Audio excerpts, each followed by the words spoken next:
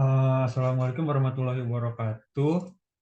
Selamat malam, Bu Osma. Kami dari kelompok C4 akan mempresentasikan hasil dari webinar ETB yang berjudul Hybrid Mobile Stroke Unit for Pre-Hospital Management, Acute Stroke Treatment and Beyond. Sebelumnya, izinkan kami untuk memperkenalkan anggota kami terlebih dahulu. Yang pertama ada saya sendiri, Arifin Rizky Zulkarnain dengan NIM akhir 057. Perkenalkan, saya Marcella Aurelia Tijan dengan NIM akhir 058.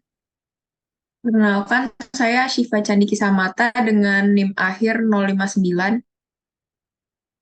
Dan perkenalkan saya Amelia Ananda dengan NIM akhir 060.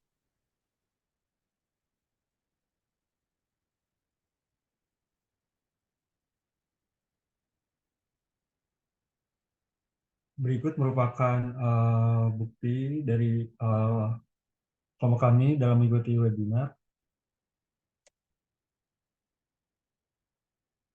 Jadi untuk latar belakangnya, di sini dapat dilihat grafik di samping menggambarkan waktu yang dibutuhkan dari timbulnya gejala stroke hingga pengobatan stroke. Dapat diketahui juga jika seseorang terkena stroke, maka mereka akan kehilangan neuron atau sel sarafnya sebesar 1,2 billion dengan hitungan per menitnya kehilangan sebesar 1,9 million. Next.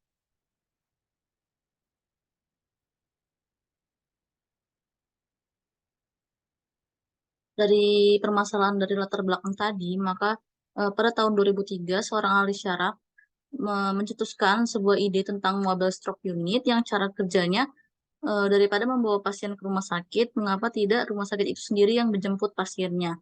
Maka dibuatlah mobile stroke unit ini dengan bentuk seperti mobil ambulan, namun khusus untuk menangani penyakit stroke dalam keadaan darurat.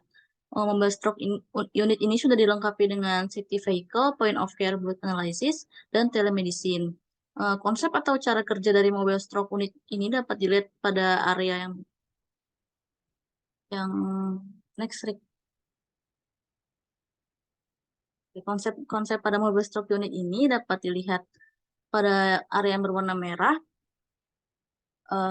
Jadi pasien yang bergejala stroke akan dibawa di dalam ambulans, lalu di stabilization dan di diagnose, lalu diberikan terapi dengan menggunakan intravenous thrombolysis, lalu diketahui jika pasien memiliki pembekuan di pembuluh darahnya besar, maka akan diarahkan ke Comprehensive Stroke Center untuk mendapatkan penanganan yang lebih intensif seperti intra-arterial treatment, neurosurgery, dan sebagainya.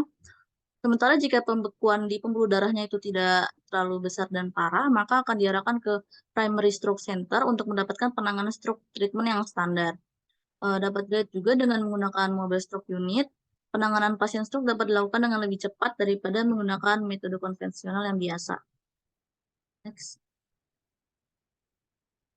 Berikut merupakan tampilan dari mobile stroke unit pada tahun 2008 dan gambar di sampingnya merupakan keadaan di dalam ambulansnya. Di sini terdapat CT scan. Lalu pada grafik dapat dilihat 57% pasien mobile stroke unit mendapatkan penanganan yang baik dan cepat di bawah 60 menit, di mana 60 menit ini merupakan golden hour untuk menangani pasien stroke secepat mungkin. Dibandingkan yang tidak menggunakan mobile stroke unit hanya sekitar 4%. Lalu gambar di sampingnya merupakan gambar hasil dari CT scan yang dilakukan di mobil ambulans ini.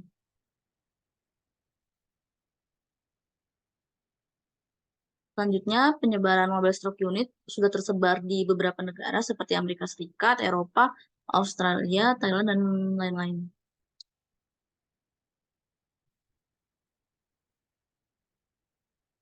Selanjutnya, pada kota besar dengan pasien yang berjumlah banyak, mobile stroke unit dapat beroperasi dengan mudah dengan bekerja sama dengan ambulans biasa, karena di kota besar memiliki banyak stroke force perharinya. Jika pasien bukan terkena penyakit stroke, maka akan dipindahkan ke ambulans yang biasa.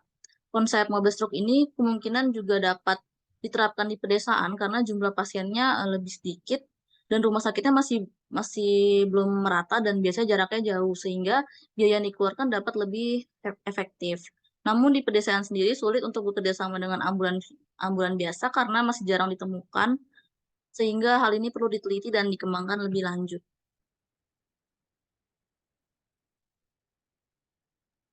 Atas pertimbangan yang telah dibahas sebelumnya, hal ini mendorong peneliti untuk menyelidiki pengaturan pada pedesaan dengan perkiraan jumlah pasien stroke yang lebih rendah. Peneliti di sini memperluas peralatan dan juga memperluas konsep ke hybrid mobile stroke unit, di mana di sini masih terdapat mobile stroke unit pada umumnya, yaitu di imaging itu terdapat CT scan, tetapi di sini juga terdapat mobile X-ray dan juga ultrasound. Kemudian pada laboratorium juga terdapat beberapa unit untuk memeriksa parameter per lokasi darah, parameter ginjal, elektrolit, jantung, enzim, dan inflammatory markers.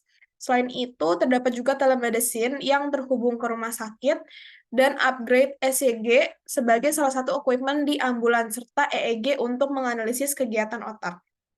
Next. Adapun tujuan diadakannya proyek ini adalah tidak hanya untuk mengobati pasien stroke di daerah pedesaan, tetapi juga untuk mengobati pasien dengan sakit kepala, pasien dengan sepsis, kemudian pasien yang tidak sadarkan diri, yang dimana pada pasien yang tidak sadarkan diri itu sulit diketahui apa permasalahannya, kemudian pasien kejang, dan pasien dengan status epileptikus. Next. Berikut merupakan hasil riset dari Hybrid Mobile Stroke Unit yang telah dilakukan sebelumnya, yang berfokus pada opening the indication spectrum for stroke mimics and beyond. Yang dimana riset ini dilakukan secara studi kelompok, yang selain kode panggilan awal untuk pasien stroke, di sini juga ditambahkan kode panggilan untuk pasien yang tidak sadarkan diri, pasien dengan sakit kepala, pasien dengan kejang, dan pasien yang terjatuh atau terbentur kepala, yang dimana jatuh dan terbentur ini dianggap sebagai trauma yang membutuhkan perawatan di rumah sakit. Terdapat juga pasien lanjut usia di panti jompo yang mengalami jatuh dan terbentur kepala, sehingga ini menjadi salah satu latar belakang diadakan riset ini. Dan jika mereka sedang menjalani pengobatan antikoagulan, maka mereka perlu dibawa ke rumah sakit untuk mendapatkan pemeriksaan CT scan, guna mengeliminasi kemungkinan adanya pendarahan subdural. Hal ini dapat cukup menyebabkan stres pada pasien karena harus berpergian ke lingkungan yang sangat asing dan jauh, ditambah juga sibuknya unit gawat darurat atau UGD. Di sini pasien harus menunggu dan tidak mendapatkan obat secara teratur pada waktu yang tepat, terus juga mendapatkan makanan yang berbeda dari biasanya, dan setelah beberapa jam, pasien seringkali diminta untuk pulang karena hasil CT scan yang biasanya negatif, yang menurut penelitian hal ini menimbulkan stres pada pasien. Dan terdapat juga publikasi yang dengan jelas menyatakan bahwa hal ini tidak menguntungkan bagi pasien lanjut usia, terutama bagi mereka yang sudah menderita demensia sebelumnya. Tujuan dari studi ini adalah untuk mengidentifikasi apakah pasien ini membutuhkan perawatan primer, perawatan sekunder di rumah sakit, atau terapi khusus di pusat-pusat komprehensif. Next.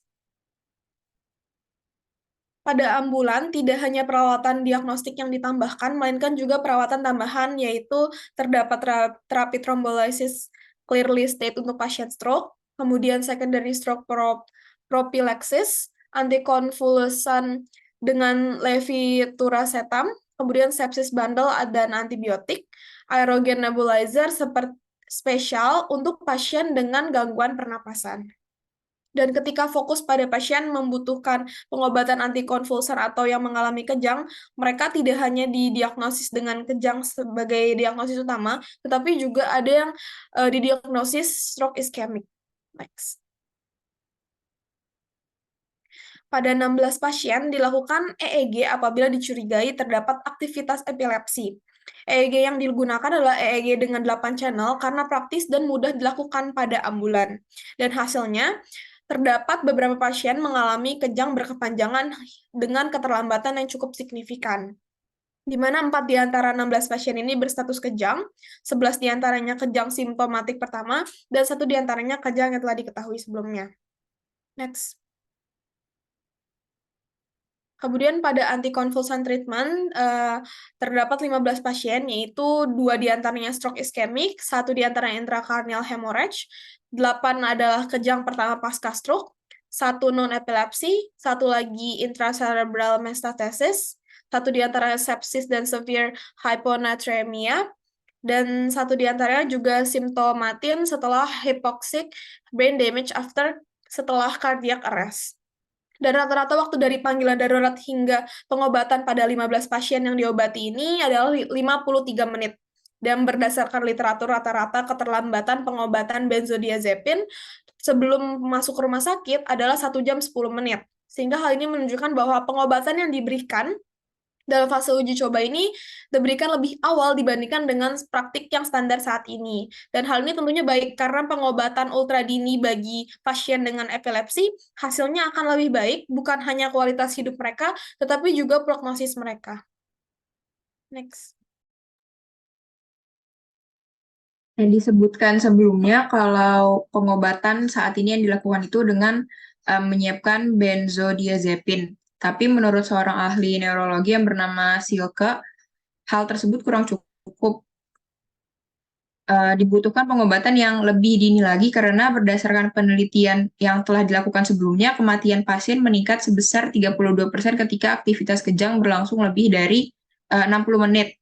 Pasien dengan epilepsi motorik yang grafiknya jelas, lebih mudah diidentifikasi. Namun pasien dengan aktivitas epilepsi otak yang non-konvolusif, dia tidak diketahui kapan sebaiknya diobati sehingga sangat dibutuhkan EEG darurat.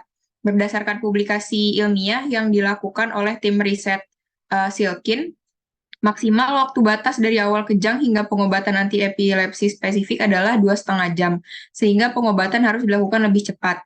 Nah, oleh karena itu dibutuhkan pengembangan EEG khusus didesain pada mobil darurat untuk stroke. Next.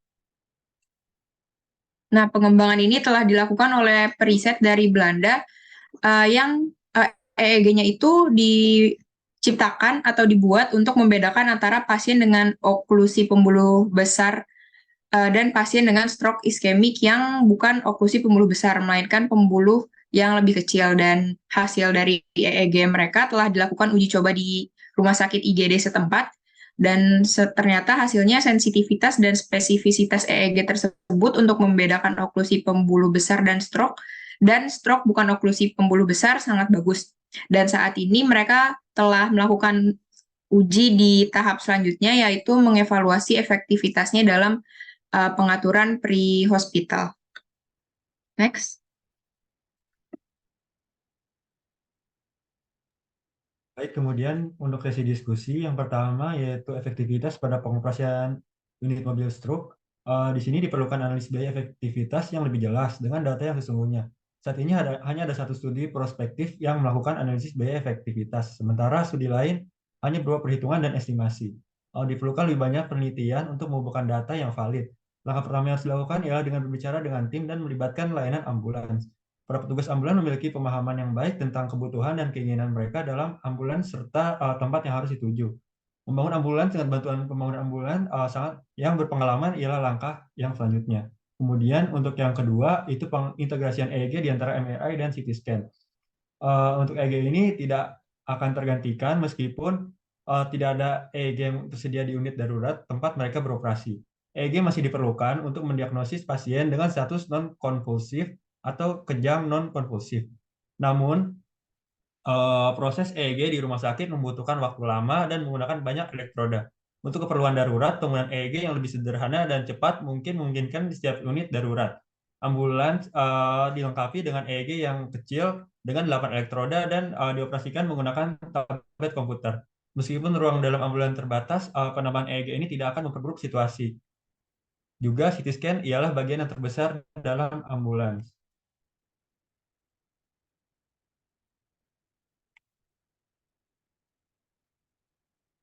Kemudian untuk sudut pandang dari sosial ekonomi mengenai penggunaan unit mobil stroke, saat ini belum ada data terkait.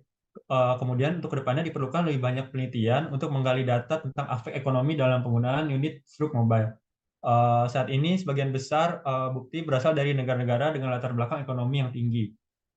Kemudian untuk ketepatan operator unit mobil stroke, di sini ketepatan operatornya masih rendah dengan tingkat akurasi sekitar 30% yang tidak dapat diandalkan sepenuhnya. Terdapat penundaan antara timbulnya gejala dan panggilan darurat, terutama pada pasien yang lebih tua dengan faktor risiko stroke yang tinggi. Kampanye kesadaran masyarakat masih sangat diperlukan. Untuk yang terakhir yaitu pemasangan EEG. Proses pemasangan EEG dalam ambulan memakan waktu sekitar 6 menit per pasien yang dilakukan oleh para medis yang terlatih. Meskipun ada beberapa tantangan dalam memasukkan peralatan tambahan di unit stroke mobile, para medis sangat menghargai adanya tambahan ini dan siap memberikan perawatan yang tepat jika diperlukan. Mungkin cukup sekian presentasi dari kelompok kami. Kurang lebihnya mohon maaf. Terima kasih. Wassalamualaikum warahmatullahi wabarakatuh.